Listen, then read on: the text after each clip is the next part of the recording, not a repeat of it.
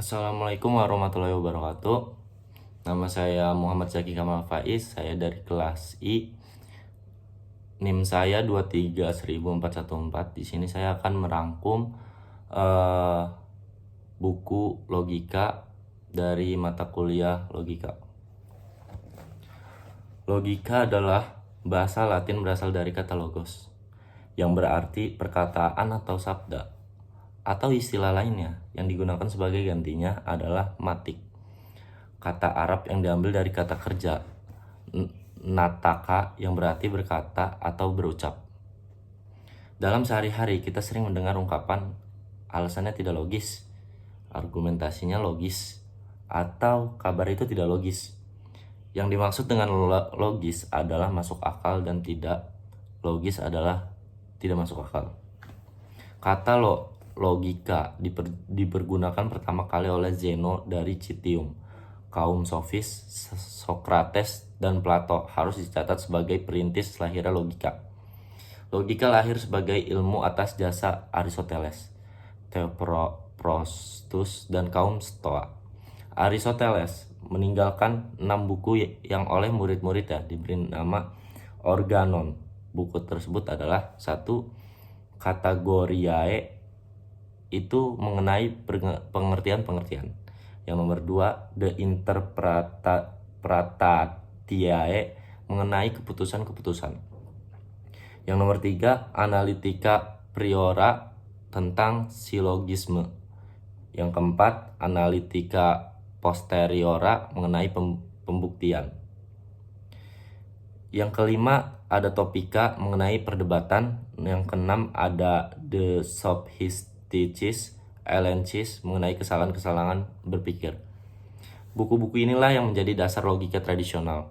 Pada abad ke-13 sampai dengan abad 15, tampillah Petrus Hispanus, Roger Bacon, Raymondus, Lullus, dan Wilhelm Ontzheim mentengahkan logika yang berbeda sekali dengan metode Aristoteles yang kemudian kita kenal dengan logika modern. Penemuan-penemuan baru pada abad ke-17 dan 18 ketika Francis Bacon mengembangkan metode induktif. Ia menyusun logika aljabar untuk membuat sederhana pekerjaan akal serta memberi kepastian. Immanuel Kant menemukan logika transendental, logika yang menyelidiki bentuk-bentuk pemikiran yang mengatasi batas pengalaman. Pada abad ke-19, logika dipandang sebagai sekedar peristiwa psikologis dan metodis seperti yang diajarkan oleh Wood, Jedway, dan M. Baldwin. Nama-nama seperti George Boole, Bertrand Russell, dan George Frege harus dicatat sebagai tokoh-tokoh yang banyak berjasa dalam kehidupan logika modern. Lanjut, di sini ada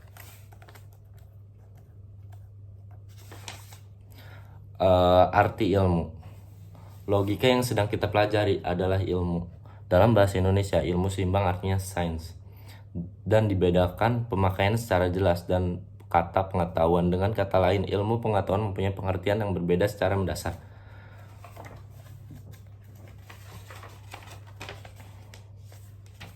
Dalam pengetahuan modern, dikenal sebagai pembagian ilmu atas kelompok ilmu a posteriori dan kelompok ilmu a priori. Ilmu a posteriori adalah ilmu pengetahuan yang kita peroleh dari pengalaman indrawi seperti ilmu kimia, ilmu alam, ilmu hayat, ilmu kesehatan. Pendeknya, semua ilmu yang bersumber pada pengalaman dan eksperimen. Ilmu a priori adalah ilmu-ilmu yang tidak kita peroleh dari pengalaman dan percobaan, tetapi bersumber pada akal itu sendiri. Kebenaran ilmu ini tidak dapat ditemukan dan dikembalikan kepada data empiris sebagaimana ilmu-ilmu a posteriori, melainkan kepada akal. Semua ilmu yang tidak tergantung pada pengalaman dan eksperimen termasuk dalam kelompok itu. Begitu juga logika. Di sini ada arti pikiran. Logika mempelajari hukum-hukum, patokan, rumus berpikir. Psikologi juga membicarakan aktivitas berpikir. Karena itu kita hendaklah berhati-hati melihat persimpangannya dengan logika. Psikologi mempelajari pikiran dan kerjanya tanpa menyinggung sama sekali urusan benar salah. Sebaliknya, urusan benar salah menjadi masalah pokok dalam logika. Logika tidak mempelajari cara berpikir dari semua ragamnya, tetapi pemikiran dalam bentuk yang paling sehat dan praktis. Banyak jalan pemikiran kita dipengaruhi oleh keyakinan, pola berpikir kelompok, kecenderungan pribadi, pergaulan, atau sugesti. Juga banyak pemikiran yang diungkap sebagai luapan emosi seperti caci maki, kata pujian atau pernyataan keheranan, atau kekaguman. Ada juga pemikiran yang diungkap dengan argumen yang secara selintas kelihatan benar untuk memutarbalikkan kenyataan dengan tujuan memperoleh keuntungan pribadi maupun golongan. Lanjut, di sini ada arti benar. Hukum-hukum, asas-asas, patokan-patokan logika membimbing akal menempuh jalan yang paling efisien untuk menjaga kemungkinan salah dalam berpikir. Benar pada dasarnya adalah persesuaian antara pikiran dan kenyataan. Kita akan berkata bahwa proposisi berikut adalah salah. Batu hitam tenggelam dalam air laksa. Batu lebih ringan daripada kapuk. Kepada Nabi Musa, Allah menurunkan kitab Al-Quran. Sebaliknya, kita mengakui kebenaran dari proposisi berikut: bumi bergerak mengelilingi matahari. Napoleon adalah panglima perang yang ulung. Besi lebih berat daripada air tawar. Apakah dasar kita menentukan demikian itu? Tidak lain tidak bukan adalah sesuai setidaknya proposisi itu dengan kenyataan sesungguhnya. Ukuran kebenaran kedua adalah adanya persesuaian atau tidak adanya pertentangan dalam dirinya. Suatu pertanyaan dikatakan benar manakala ia tidak mengandung pertentangan dari awal hingga akhir. Pernyataan serupa, ia adalah seorang jujur yang suka menipu. Fatimah adalah seorang bisu yang pandai berdebat. Di antara bentuk yang bulat adalah bentuk segitiga. Adalah pernyataan perkosa prinsip yang disebut pertama oleh kemudian. Pertentangan dalam pemikiran tidak saja terdapat dalam pernyataan yang pendek seperti terlihat dengan adanya dua kata yang bertentangan, atau dalam pengambilan kesimpulan yang keliru, tetapi juga dalam uraian yang panjang. Seorang hakim cerdas akan melihat tidak adanya persesuaian isi pembelaan si tertuduh meskipun berpuluh-puluh halaman panjangnya. Lanjut, di sini ada asas-asas pemikiran. Dalam aktivitas berpikir, kita tidak boleh melalaikan patokan pokok yang oleh logika disebut asas berpikir. Asas, bagaimana kita ketahui, adalah pangkal atau asal dari mana sesuatu itu muncul dan dimengerti. Maka asas pemikiran adalah pengetahuan di mana pengetahuan lain muncul dan dimengerti. Kapasitas asas ini bagi keseluruhan berpikir adalah mutlak, dan salah kebenarnya sesuatu pemikiran tergantung terlaksana tidaknya asas-asas ini. Ia adalah dasar daripada pengetahuan dan ilmu. Asas pemikiran ini dapat dibedakan menjadi: 1.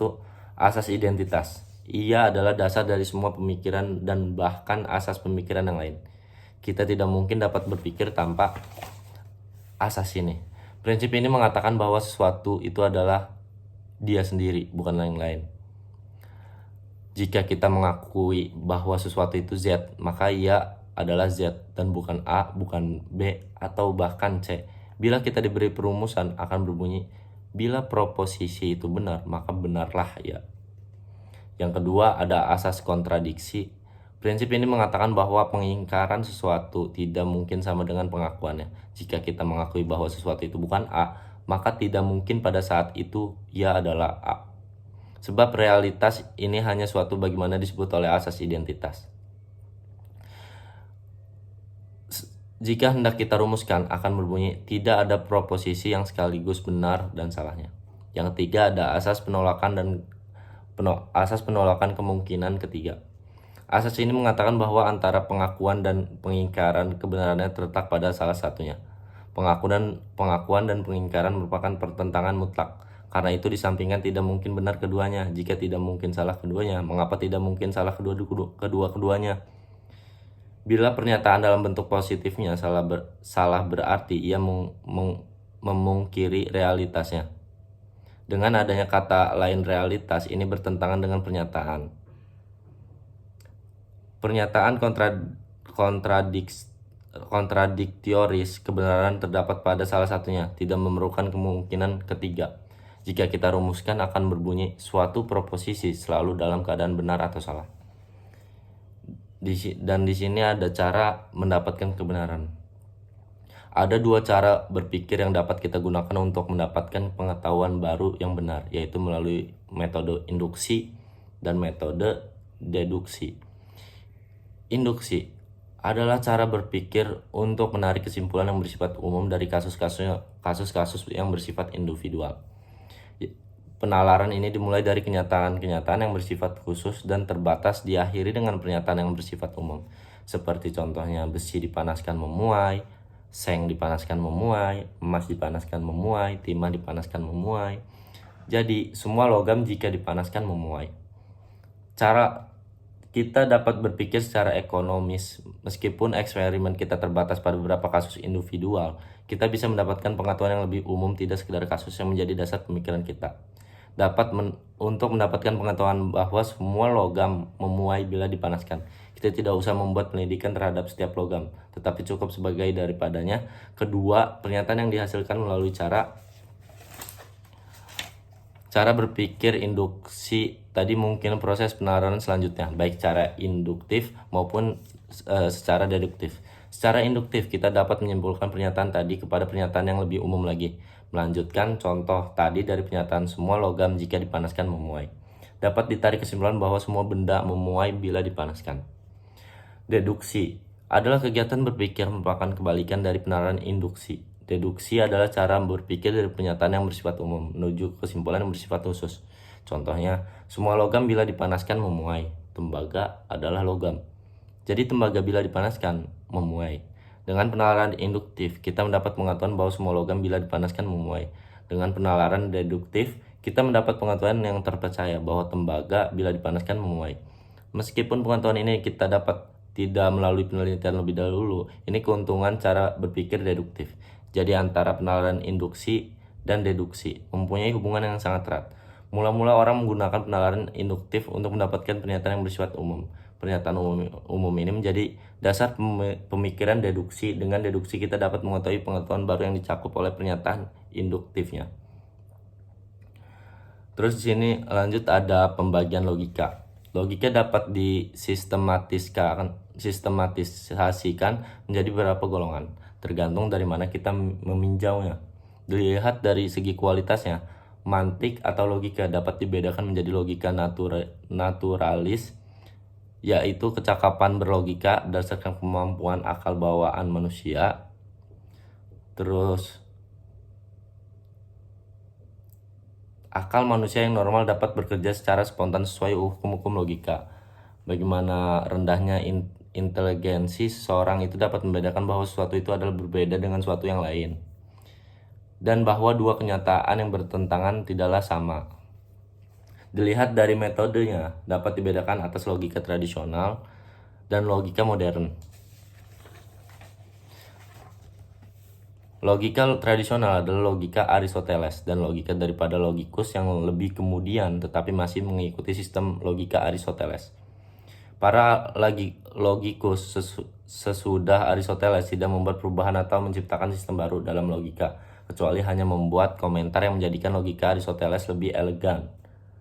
Dengan sekedar mengadakan perbaikan membuang hal-hal yang tidak penting dari logika Aristoteles, logika modern tumbuh dan mulai abad ini ditemukan sistem baru, metode baru yang berlainan dengan sistem logika Aristoteles. Saatnya dimulai sejak Raimundus Lullus menemukan metode baru logika yang disebut Ars Magna. Pemikiran yang benar dapat dibedakan menjadi dua bentuk yang berbeda secara radikal, yakni cara berpikir dari umum ke khusus dan cara berpikir khusus ke umum. Dan di sini yang terakhir ada manfaat logika. Logika membantu manusia berpikir lurus, efisien, tepat, dan teratur untuk mendapatkan kebenaran dan menghindari keliruan. Dalam segala aktivitas, berpikir, dan bertindak, manusia mendasarkan diri atas prinsip ini. Logika menyampaikan kepada kepikiran benar, lepas dari pelbagaian persangka, emosi, dan keyakinan seseorang. Karena itu ia mendidik manusia bersikap objektif, tegas, dan berani. Sesuatu sikap yang dibutuhkan dalam segala suasana dan tempat. saya sudah membaca buku logika ini sampai dengan halaman 19 atau 20. Dan yang masih saya bingungkan atau menjadi sebuah pertanyaan adalah, satu, mengapa orang membutuhkan logika padahal dia telah memiliki kemampuan berpikir? Dan yang kedua, apakah logika mempelajari semua bentuk kegiatan berpikir? Dan yang ketiga, kapankah suatu pernyataan itu disebut benar atau salahnya? Walaupun ini pertanyaan dari si bukunya, tapi saya masih bingung dengan pertanyaan-pertanyaan yang ada di sini. Jadi itu yang membuat saya jadiin ini sebuah pertanyaan. Mungkin cukup sekian rangkuman saya. Jika ada kata-kata yang keliru atau salah atau kurang fasih, mohon dimaklumin, mohon dimaafin.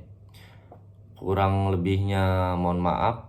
Assalamualaikum warahmatullahi wabarakatuh.